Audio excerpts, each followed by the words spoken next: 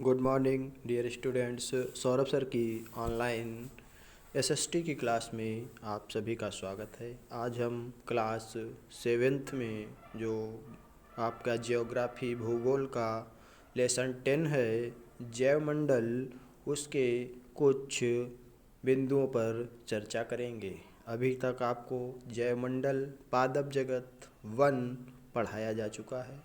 आज हम पारिस्थितिक तंत्र या परितंत्र और प्राकृतिक पर्यावरण में मानव द्वारा हस्तक्षेप बिंदुओं पर आज स्टडी करेंगे। तो आइए देखते हैं कि पारिस्थितिकी तंत्र या परितंत्र क्या होता है। तो सभी पौधे तथा प्राणी मिलकर एक पारिस्थितिक तंत्र या पारितंत्र का निर्माण करते हैं। पारितंत्र पर्यावरण और जीवधारियों का एक ऐसा समूह है जिसमें सभी जीव परस्पर प्रतिक्रिया करते हैं। वह विज्ञान जिसमें जीवों तथा उनके पर्यावरण के बीच प्रतिक्रियाओं का अध्ययन किया जाता है, पारिस्थितिकी तंत्र कहलाता है। परितंत्र के अंग। परितंत्र के दो अंग होते हैं, जैविक तथा अजैविक। ये दोनों अंग शारीरिक ऊर्जा की प्राप्ति पर निर्भर करते हैं। जैविक तत्वों में उत्पादक अर्थात पौधे तथा उपभोक्ता अर्थात प्राणी एवं मानव व वियोजक सम्मिलित हैं। अजैविक तत्वों में प्रकाश, तापमान, जल तथा वायु सम्मिलित हैं। जीवित प्राणी अपने अस्तित्व के लिए एक दूसरे पर निर्भर करते हैं। उदाहरणार्थ हरे पौधे सूर्य के प्रकाश का उपयोग करते हुए प्रकाश संश्लेषण की क्रिया द्वारा अपना भोजन स्वयं बनाते हैं, इसलिए उन्हें उत्पादक कहा जाता है। इसके विपरीत उपभोक्ता अर्थात प्राणी अपना भोजन स्वयं नहीं बना पाते हैं, वे अपने अस्तित्व के लिए दूसरों पर निर्भर रहते हैं, अतः उन्हें उपभोक्ता कहा जाता है। उपभोक्ता तीन प्रकार के होते हैं। नंबर 1 शाकाहारी, नंबर 2 मांसाहारी, नंबर 3 सर्वाहारी। शाकाहारी प्राणी अपने भोजन के लिए पेड़ पौधों पर निर्भर होते हैं। मांसाहारी प्राणी शाकाहारी प्राणियों का शिकार करके भोजन प्राप्त करते हैं, जबकि मानव दोनों प्रकार के भोजन का सेवन करता है, अतएव उसे सर्वाहारी कहा जाता है। प्रकृति में जीवों के मध्य या आहार संबंध भोजन या आहार श्रृंखला कहलाता है। पारितंत्र के प्रकार।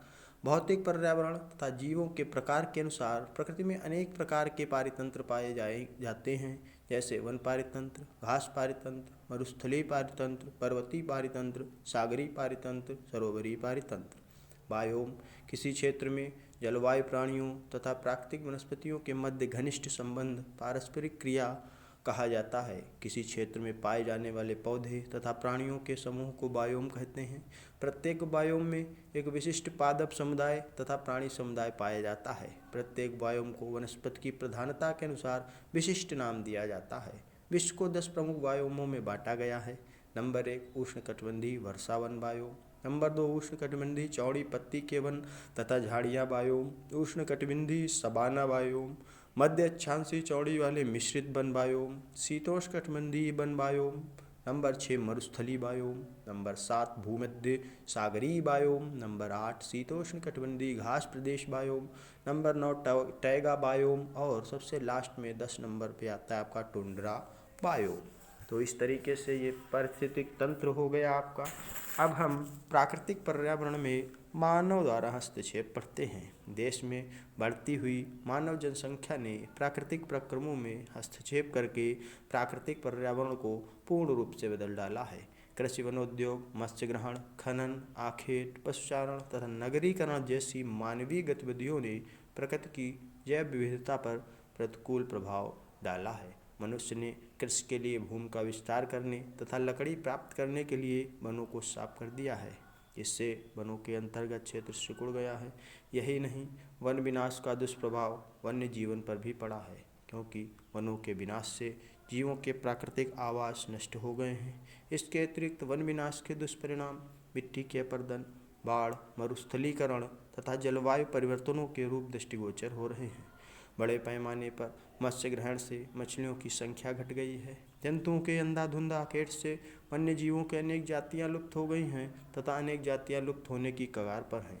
नगरीकरण की वृद्धि द्वारा प्राकृतिक पर्यावरण में भी हस्तक्षेप हुआ है, जिससे पर्यावरण का विघटन हुआ है। अतः इस प्रकार प्रकृति का संतुलन बिगड़ गया है। मनुष्य द्वारा किए गए पर्यावरण में हस्तक्षेप का दुष्प्रभाव पृथ्वी की जलवायु पर भी पड़ा है। मानव की प्रकृति ने छेड़छाड़ के परिणाम स्वरूप विश्व में तापमान में वृद्धि हो रही है, जिसे वैश्विक उन्मूलन ऊष्मन ग्लोबल वार्मिंग की समस्या पैदा हो गई है। यह सम्मेलन किसी एक देश का नहीं अपितु संपूर्ण विश्व का है। सितंबर 2002 में जोहान्सबर्ग दक्षिण अफ्रीका में संयुक्त राष्ट्र के तत्वावधान में अर्थ समिट सेकेंड आयोजित की गई। इस सम्मेलन में पृथ्वी ग्रह के पर्यावरण के विघटन संबंधित अनेक चर्चाएं हुई तथा पर्यावरण को बचाने के लिए निरंतर प्रयास करने का आह्वान किया गया। इस सम्मेलन में इन क्षेत्रों की पहचान की गई। नंबर 1 स्वच्छ पेयजल, नंबर 2 सफाई व्यवस्था, नंबर 3 बिजली उत्पादन, नंबर 4 स्वास्थ्य रक्षा, ऊर्जा के प्रदूषण रहित साधन, नंबर 6 कृषि, नंबर 7 पृथ्वी की जैव विविधता का संरक्षण। विकसित तथा विकासशील देशों की प्राथमिकताओं में अंतर होने के कारण यह सम्मेलन केवल आंशिक रूप से ही सफल हो सका। तो सभी बच्चे इस वीडियो को ध्यानपूर्वक देखें और अध्ययन करें। आज के लिए बस इतना ही। That's all. Thank you.